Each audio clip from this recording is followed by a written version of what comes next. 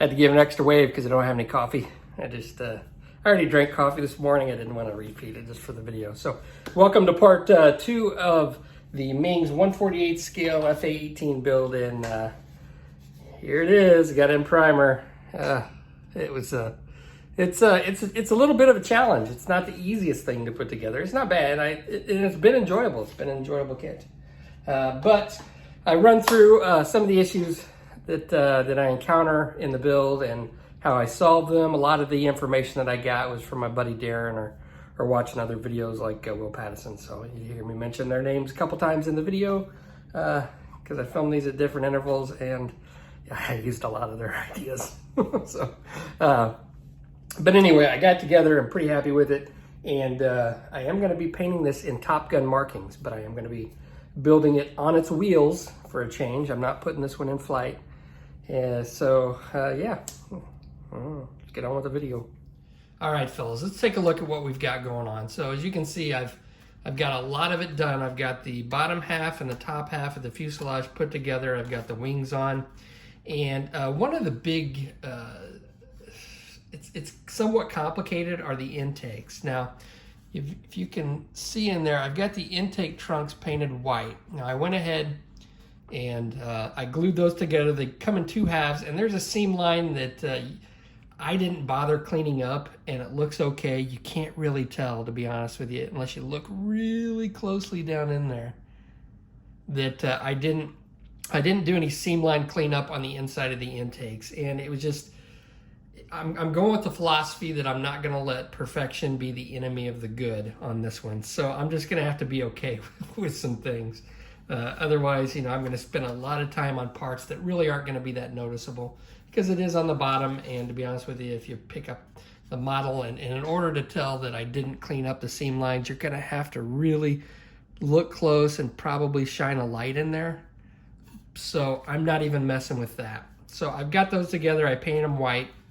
And then before I put the outside of the intakes on, I painted the inside with, I primed it in black and did the way I'm going to paint the whole thing. I primed it in black and then did some pre-shading with white and then, or black basing in white, and then I sprayed my light ghost gray. So then when I go to paint the model, I can just fill that up with some sponge or some other kind of masking, so I don't ruin my white and gray demarcation that I have in there on my intakes. So another issue is, and Will Pattison covers this in his video, where he actually put the outside of the intakes together first so he can clean up this little seam line that's right along the inside here. And again, I'm not going to let perfection be the enemy of good, and I'm just going to leave it. I'm going to be okay with that. So that's going to be totally up to you what you decide to do there. I don't think it looks that bad, to be honest with you. And when it's going to be sitting on its wheels, you're never going to see it unless you pick it up and look at it. So I'm going to leave that the way it is. Other than that, these went on okay. Now I did have to do a little bit of sanding right along here to get the tabs from this part to fit in underneath this side of the intake. So I did have to sand right along there just so it would fit up in there. Now, the fit along the back wasn't the greatest, and talking with Darren Cook from the Grumpy Scale Modeler and Model Geeks podcast, he's built this kit as well, and he said a lot of these panel lines aren't supposed to be there. He was supposed to send me some pictures, and I got online and looked, and so what I'm doing is I'm covering up some of the panel lines that aren't supposed to be there. I'm also covering up the slime lights. Now the kit does give me decals for those, so I think I'm just going to cover these up and use the kit decals for the slime lights. So I'm just going to sand that away. That way I don't have to worry about rescribing those in. I may also do that on the front as well. So, yeah, that's basically where we're at. Now I do have a little bit of filler right here where these join. And, the key is, and the reason that I like using my CA glue metallic pigment is because I can get pretty fine in here and use my little glue looper and just run along that seam, like right along here, and then do my sanding so I'm not putting filler everywhere. And I know this stuff is like really strong and sturdy, so it's just going to be a matter of just slowly taking my time. I've got some 400 grit sandpaper here, and I'm just sanding away. Now I did mix my CA glue and metallic pigment with a little more pigment and a little less CA glue, and I like to use this Zap-A-Gap. I did mix it a little heavy with the metallic pigment just so it would be a little softer, because I am going to have to do some rescribing over it. And you know, a lot of times I'll spray my primer down, but I'm just going to try to rescribe into my filler material here. So I did sand it and make it a little bit softer, and so therefore it is a little bit easier to sand as well. So I'm going to get on with doing this, and there is a little bit of an issue with the forward part of the fuselage. There's a gap right up here. Will Patterson talks about this in his video, and his solution was to sand off a little bit on the back end, and I'll cover that whenever I get to it. So other than that, I mean, it's going okay. And not the little more work than I anticipated when I got this thing, but I think it's going to turn out pretty good. All right, fellas, so I've got all my seam lines taken care of. I think we're good on the back. I won't really know how well I did with rescribing till I get some primer on it, but I think it'll be okay. So I've got the forward fuselage all cleaned up and ready to go. I've got the cockpit inside, and this attaches just like so. And there are these two little tabs on the back, and it fits flush back here, but then up here on top, there is a slight gap, if you can see that. Now, after watching Will Patterson's video and talking with my buddy Darren, the way that I'm going to remedy this, and I think the way that Will did on his, is I'm going to trim a little bit off the back here. Now you can see I got some tape along here, so I'm just going to take a file and file it down and get it flush with the tape. And I'm going to have to trim these two tabs back so it can sit farther back and then therefore be flush up here. So I'm just going to take I'm probably going to do this off camera just because I'm going to have to get in real tight, make sure that I don't cross any lines. I know a lot of people would say, you know, get a flat piece of sandpaper or something and do it that way. But I've never had much luck with that because I don't really have anything that's super flat. Well, I got a piece of granite I could probably use, but I'm just going to use a file and do it by hand. And then trim this, I'll probably trim this tab piece off right here. I just need to cut a little bit back, just so those tabs can move back, slide back in the recesses.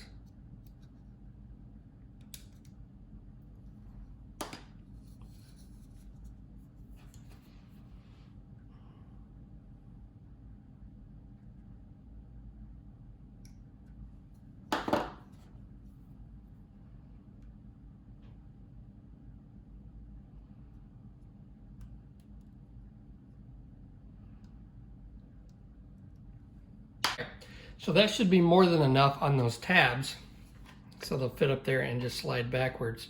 Now I did also, this little tab right here on the cockpit fits up into two slots that were on the upper part of the fuselage. I went ahead and trimmed those off just so I wouldn't have that restricting me as well. So I can, it's not going to be very much at all, so I don't think it's going to cause any issues anywhere else. But we'll see. So I'm going to get to filing this off, and then I'll test fit it, and we'll come back and take a look at it. All right, fellas, so I've filed just a tad bit off the back here, and it does fit up nice and flush. So it fits good back here, as well as up here. It's a lot better fit than what it was. It's pretty darn close right there. So I think I have to fill in all those. I think I have to fill in these seam lines, but I'm going to get this glued. I'll probably start down here and glue this down. And looks like everything's nice and flush. So I'll start gluing down here and then work my way forward. So, all right, catch you in a bit. All right, so you can see I've got most of it put together. The wings and all the flaps and ailerons and everything went together pretty well. It's a little complicated, but if you take your time, they do go together quite nicely. and not too many issues there. The windscreen, I went ahead and I painted the inside with clear yellow and orange mixture, because on the pictures that I've seen of the actual plane, it is tinted. So you know, I painted the inside of that, let that set for a few days. The masking up here, we'll probably go over that with the other part of the canopy, but they do supply these masks, and they're like a vinyl type mask, and they're really good. There was one issue on the mask. If you look right here, it's rounded, and the frame is not rounded there. It comes to a sharp point. Now on the other side, they do have the mask come to a sharp point, and so I'm not sure if that's just a mistake or what, but I just took a little piece of tape and created the sharp point. Now, typically what I like to do with my masks on my canopies and windscreens is I'll just put Tamiya tape over them and then cut them with a knife directly on the part. But the demarcation between the frame and the canopy is not real good. So I went ahead and decided to use the masks instead, and they do work out pretty well. So what I'll do is I'll come in, I'll fill this in with either tape or a masking fluid. I've got several types of masking fluids I can use. What I'm doing now is I'm getting as much of the landing gear put together as possible. Now, it's a little complicated, but and I don't, if you follow my videos, I typically build my planes in flight. Obviously, I'm not doing that with this one. So I am putting the landing gear on. Now, how I typically like to do this is I try to put as much stuff on the landing gear as possible.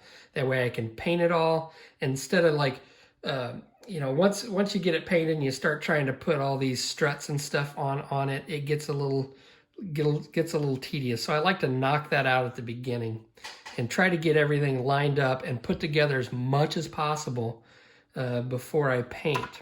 So I've already got this one done, and basically what I do is I just do this a little bit at a time. So I've got this landing gear mostly put together, this side. I just need to add this little strut right here, and it goes like so, in this little slot, and then there's a hole back here that it fits into. So what I'll do is I'll take a little bit of Tamiya extra thin, and there is a little bit of play in these.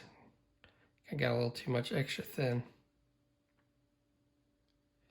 So I'll just put this part in there, and I'm going to let it set up just a little bit so I can still move it.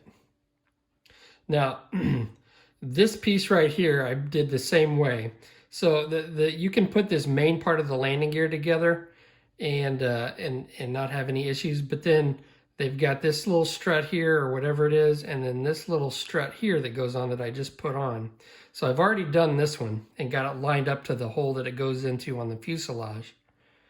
So now what I'm going to do is, I don't know if you can see right in there's a little hole where that goes into. So I'm going to try to line these up while this is still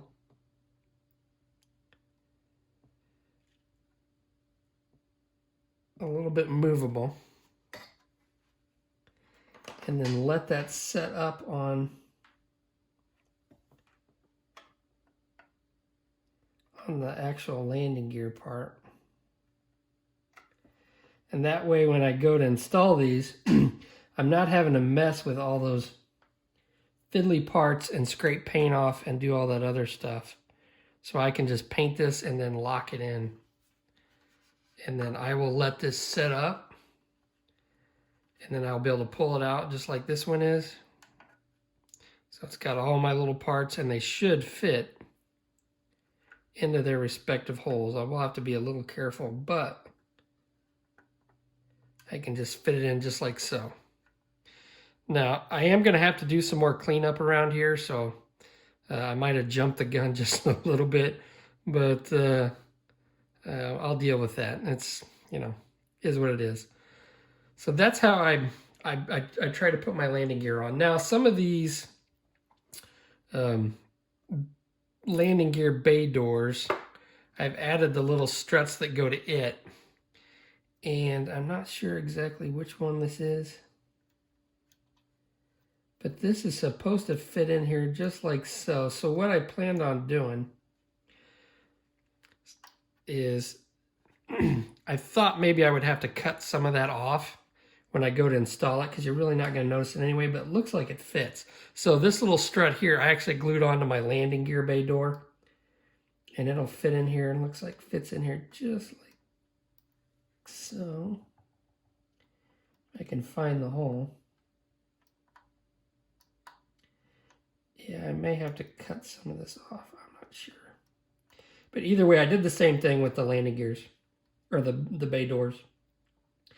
So I may have to do a little bit of trimming, but that's going to save me, again, some time scraping paint and trying to fiddle around with it when all my stuff's painted and gluing it in.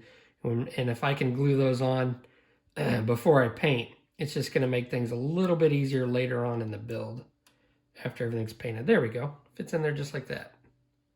So,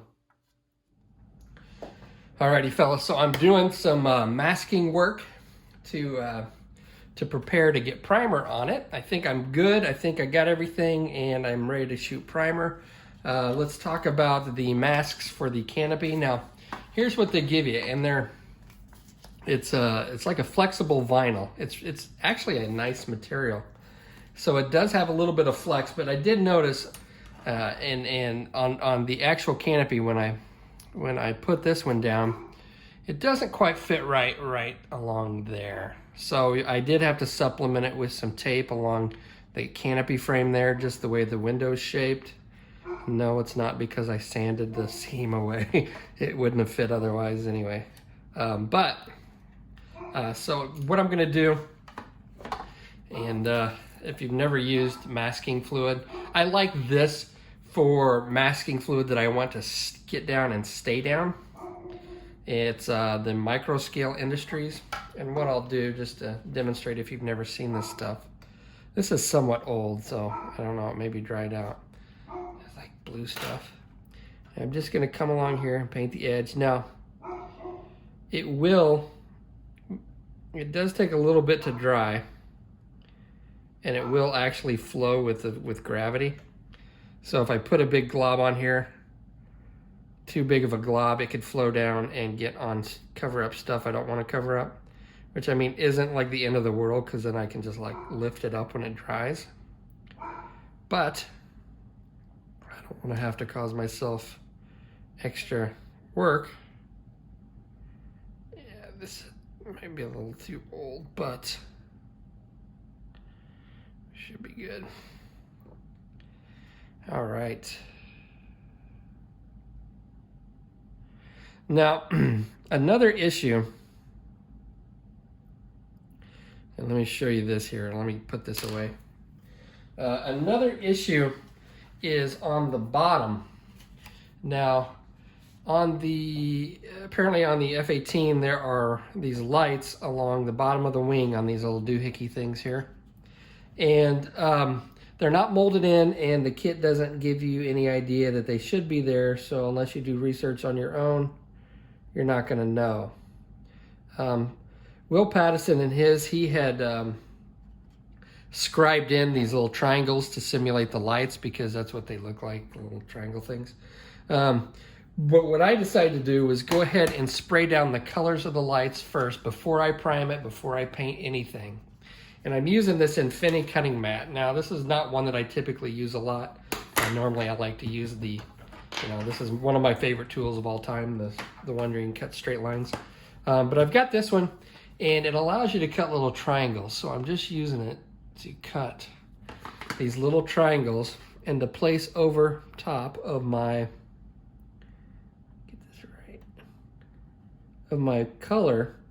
And that way, when I spray my primer and my subsequent paint layers and my clear coats and all that stuff, it's gonna build up just slightly around the where I've masked off, and it's gonna make the lights look recessed, and they're already gonna be colored, so I don't have to paint anything after that. So that's my remedy.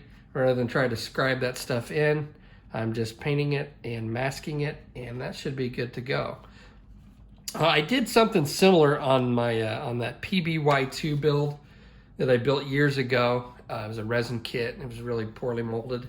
And for the lights, rather than try to cut lights and use clear parts, I just painted black squares and then masked those off and then let the surrounding paint layers make it look recessed. And it turned out really well, I thought. So let's see. Now it's going to be a matter of eyeballing these little triangles where I want them to make sure they look right. And I'll probably change it 5 different times, but that's there you go. That's what they look like. So I'm going to get on with filling the canopy here with this masking fluid, and we should be